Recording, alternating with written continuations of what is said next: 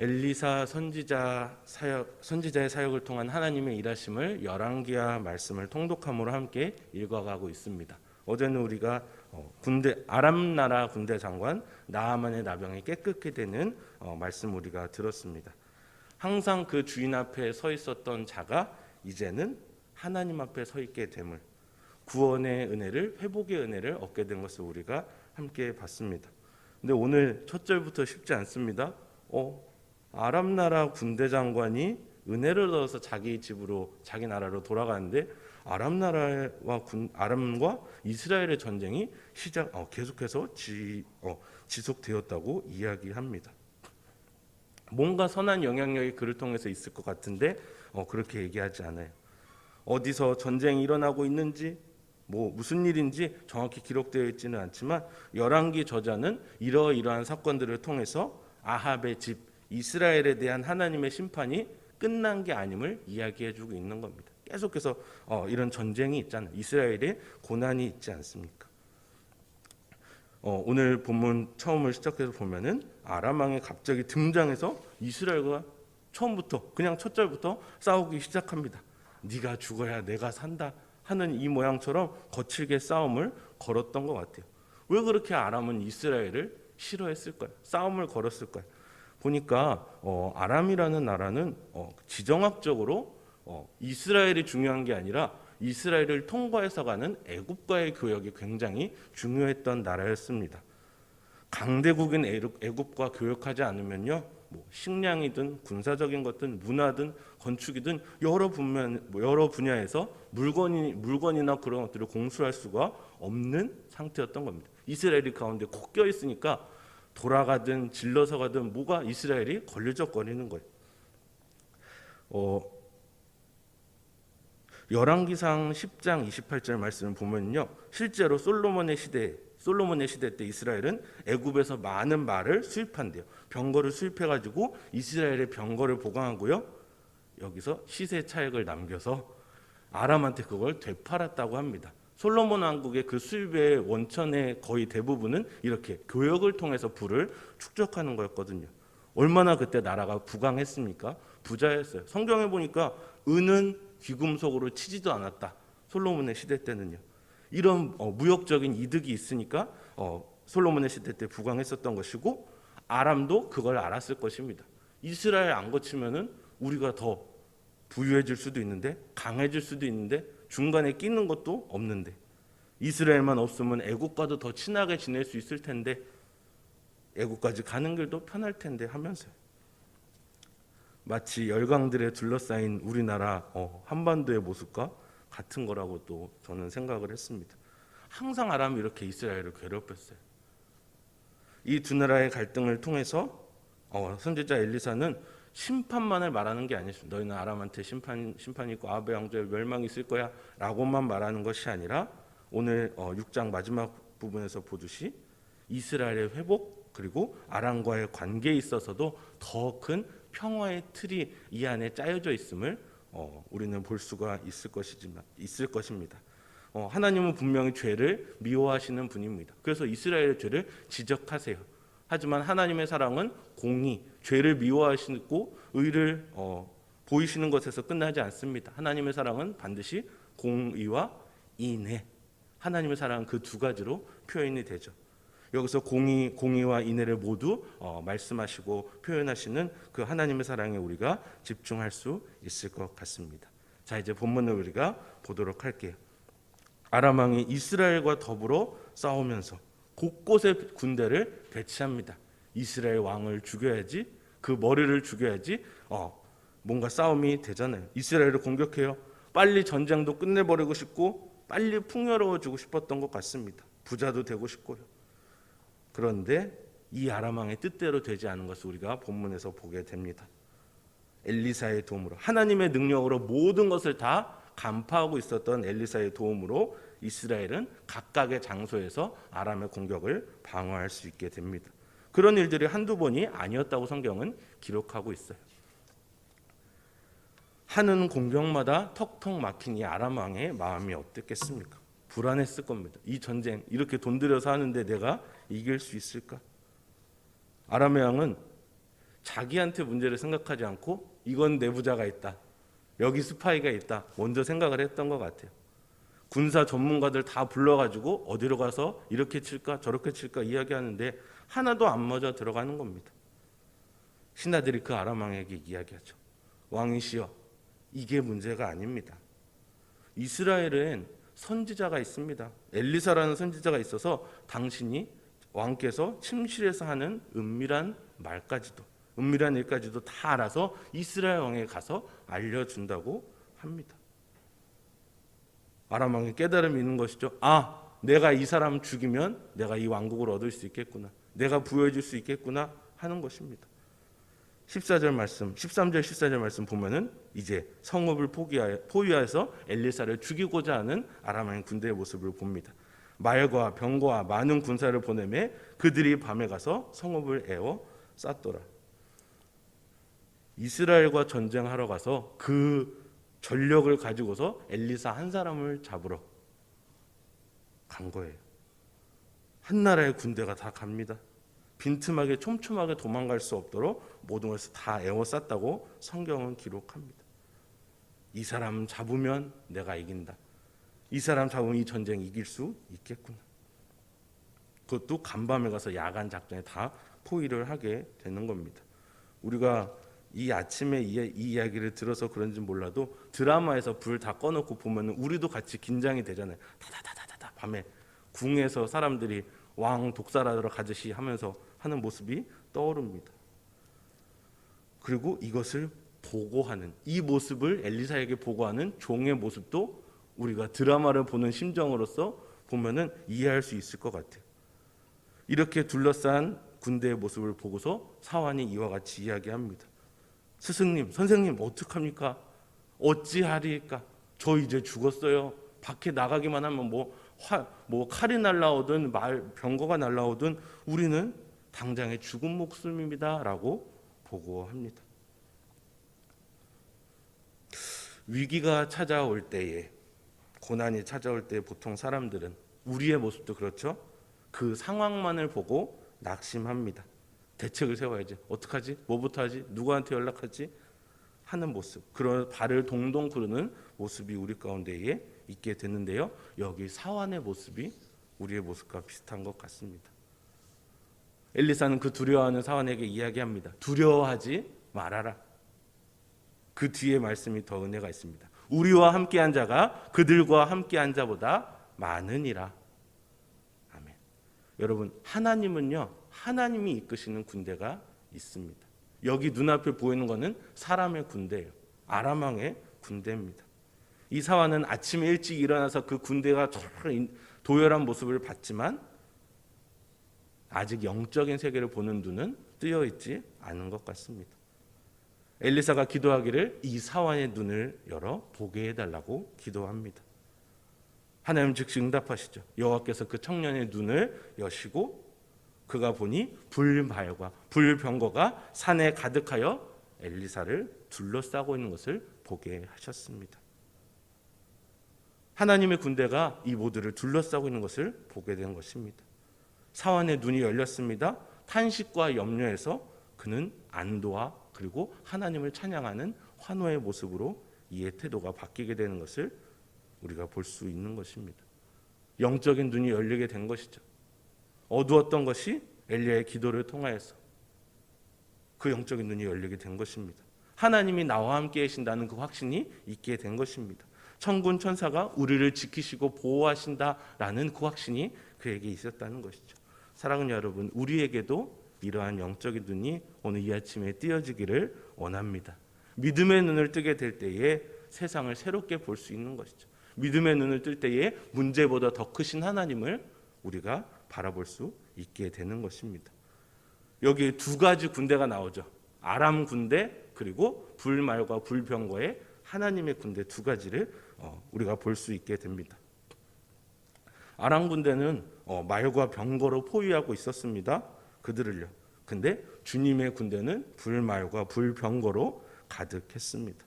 아람 군대가 아무리 강할지언정 그것들은 하나님의 불말과 불병거로 다 태워질 수밖에 없는 연약한 군대였습니다. 하나님의 군대와 비교할 수 없는 거예요. 우리와 함께한 군대가 그들과 함께하는 군대보다 많다 고백하잖아요. 아람 군대는 그 작은 성 하나를 포위하고 있었지만요, 온 산을 다 둘러싸고 있는 여호와의 군대가 있었습니다. 사울은 그것을 봤어요. 엘리사의 기도를 통하여서 사울은 그것을 봤습니다. 영적인 눈이 띄어져서 더 크신 하나님을 보는 것이죠. 우리가 아는 힘보다 그 위에 하나님을 본 겁니다. 우리가 아는 그 물질 그 위에 하나님이 계십니다. 우리가 아는 그 행복의 수치 그 이상의 것에 하나님이 계십니다. 아람 군대는 수적으로도 우위였고요, 무기면에서도 자기들이 우위라고 생각했습니다. 한 명 잡으러 왔는데요, 금방 이기고 돌아가겠지. 하지만 엘리사를 보호하는 하나님의 군대를 보는 눈은 없었습니다. 표현을 보니까요, 열왕기하에서요, 엘리사 이 두 선지자 모두를 병거와 마병이라고 표현하는 부분들을 제가 봤습니다. 첫 번째, 열왕기하 2장에서 엘리사와 엘리야가 이제 헤어지는 장면이 있습니다. 회오리 바람으로 승천할 때 엘리사가 엘리야에게 하는 말이 있어요. 제가 읽어드릴게요. 열왕기하 2장 12절입니다. 엘리사가 보고 소리 지르되 내 아버지여 내 아버지여 이스라엘의 병거와 그 마병이여 하더니 다시 보이지 아니하는지라. 엘리야를 이렇게 표현한 거죠. 열왕기하 13장 14절 말입니다. 엘리사가 죽을 병이 들매 이스라엘 왕 요아스가 그에게로 내려와 자기 얼굴에 눈물을 흘리며 이르되 내 아버지여 내 아버지여 이스라엘의 병거와 마병이요. 이 두 선지자를 이렇게 표현합니다. 이스라엘의 선지자는요, 하나님 편에 서서 하나님의 능력을 힘입어서 열국을 대항하고 싸우는 사역을 했습니다. 그래서 이렇게 표현된 것 같아요. 그들이 싸우는 것이 아니라, 그들 혼자서 그 힘으로 싸우는 것이 아니라 여호와의 군대 불말과 불병거가 이들을 대신하여 싸워주시는 것을 보는 것이죠. 하나님의 전쟁입니다. 다시 본문으로 돌아올게요. 18절에 사환이 보지 못했던 그 불말과 불병거는요, 당연히 어두운 눈을 가지고 있었던 아람 군대의 눈에도 보이지 않았을 겁니다. 공격해 왔겠죠. 걸어 들어왔겠죠. 아람 사람이 내려왔다고 했잖아요. 엘리사를 데려가려고. 엘리사를 잡으러 아람 사람이 내려갑니다. 엘리사가 또 두 번째로 기도합니다. 사환의 눈을 밝히 들어 눈을 들어 보게 하여 주시옵소서 했던 엘리사의 기도는 반대로 저 아람 사람의 눈을 어둡게 하여 주시옵소서. 모든 기도에 응답하시는 하나님의 능력을 봅니다.